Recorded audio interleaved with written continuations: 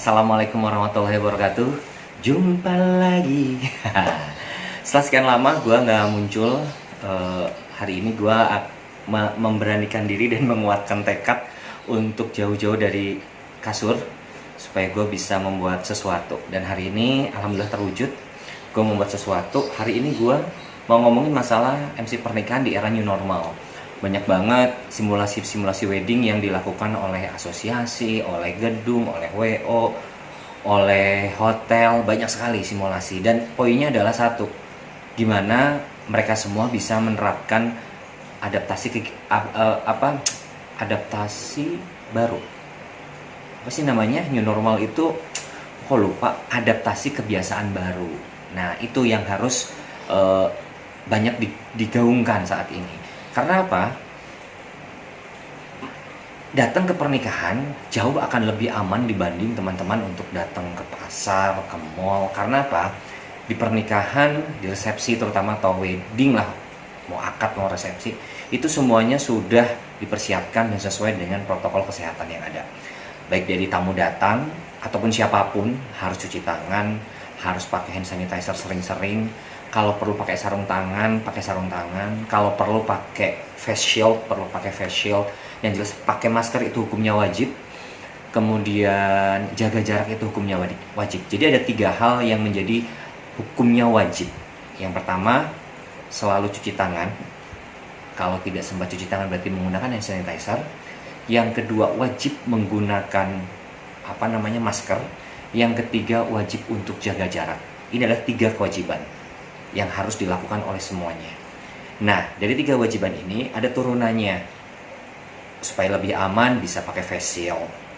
Kemudian ada yang pakai sarung tangan. Nah, masalah sarung tangan juga ada banyak pendapat. Kalau saya pribadi sejujurnya saya kurang setuju menggunakan sarung tangan, apalagi sarung tangan yang kain.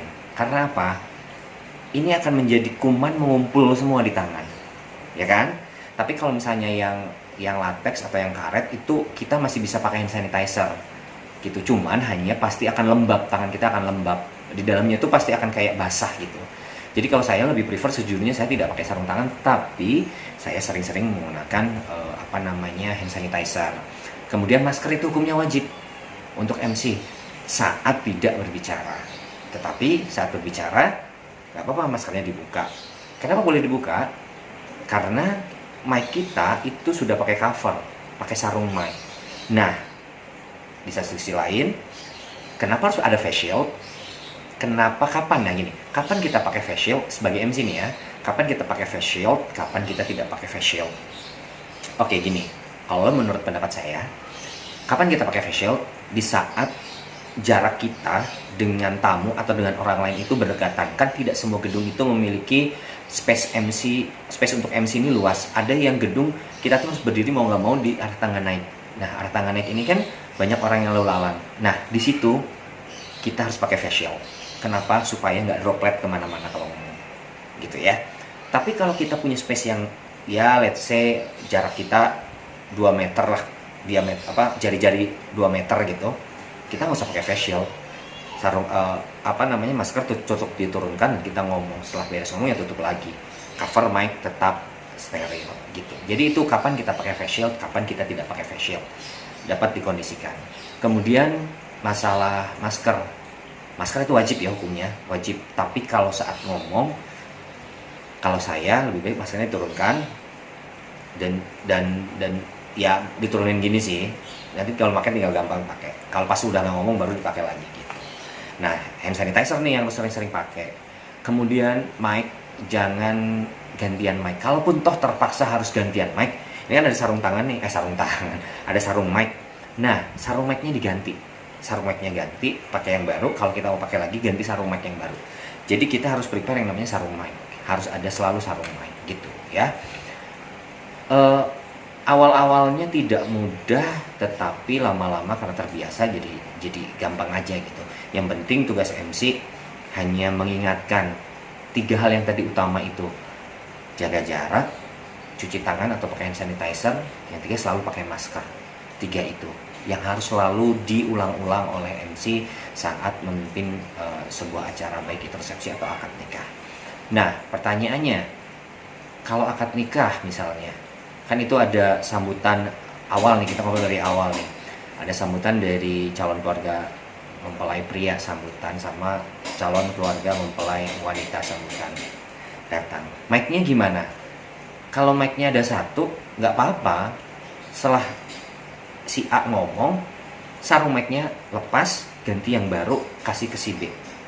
Itu. Jadi make it simple gitu ya. Kemudian nggak usah salaman, tapi salam hormat. Biasanya kan setelah sambutan jabat tangan tuh yang apa namanya, yang memberikan sambutan, salam hormat atau namaste. Nah kemudian seserahan gimana? Ya seserahan biasa antar ibu diberikan, tapi make sure si seserahannya itu sudah dibersihkan dulu, misalnya minimal dilap dengan apa namanya, disemprot dengan hand sanitizer, terus dilap pakai tisu. Yang penting kita sudah membuat steril. Kemudian antar ibu silakan diberikan. Kemudian antar ibu juga biasanya kan salaman terus cipika-cipika, itu nggak usah, salam hormat namaste. Nah untuk pengalungan bunga melati ini juga kadang-kadang ada yang pakai, ada yang enggak. Sebetulnya kalaupun toh misal dikalungkan nggak masalah, hanya pada saat mengalungkan ya jangan ada kata-kata supaya nggak ngomong, kan orang tua juga pakai masker kan, jadi sudah terjaga.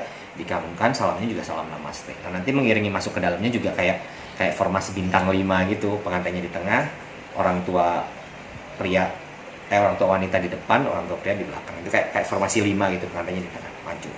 Nah hati-hati ini pada saat akad nikah, setelah semua berkumpul di meja akad nikah, kadang-kadang ada penghulu. Ini kadang-kadang juga ini penghulunya nggak standar. Ada penghulu yang mewajibkan seluruh perangkat akad nikah kayak saksi, wali, pengantin itu semuanya pakai sarung tangan dan masker. Tetapi ada juga yang hanya mewajibkan sarung tangan. Saran saya sih siapkan saja sarung tangannya. Pun toh kalau nggak dipakai juga nggak apa-apa, yang penting sudah disiapkan gitu. Dan nah ini mic-nya juga jangan gantian. Usahakan minimal ada 3 mic. Atau kalaupun toh harus ada 2 mic nggak apa-apa. Tapi make sure sarung mic-nya diganti.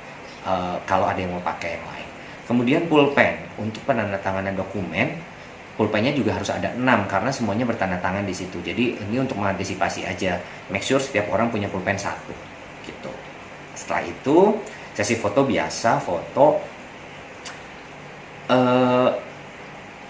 pengantin itu pasti sarung tangan kan. Jadi menurut gua sih masker tetap dipakai gitu.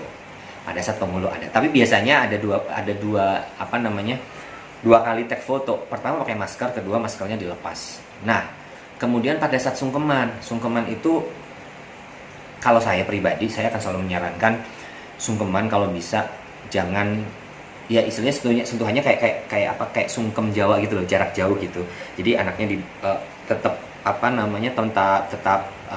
duduk di bawah terus salam ke orang tua, hanya orang tua juga tetap seperti ini. Tetapi saya akan tawarkan dulu ke pengantin dan orang tua bagaimana teknik sungkemannya.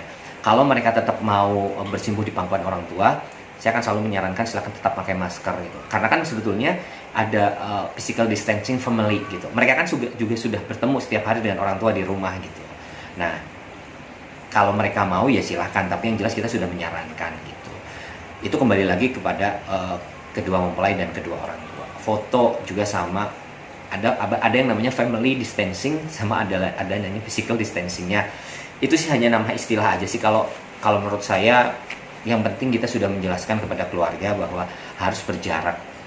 Kalau keluarga inti kan mereka juga satu rumah, ya oke lah, masih ada istilahnya ada toleransi gitu. Tapi untuk orang lain yang tidak pernah bertemu, yaitu harus selalu diingatkan. Itu saja tugas MC sekarang. Cukup berat karena harus sering-sering mengingatkan menggunakan hand sanitizer, jangan lupa untuk jaga jarak, dan harus selalu menggunakan masker. Itu yang harus selalu digaungkan setiap event di saat akad nikah ataupun resepsi. Itu saja. Yang jelas insya Allah semuanya sehat, karena kita nggak bisa diem terus kan. Life must go on.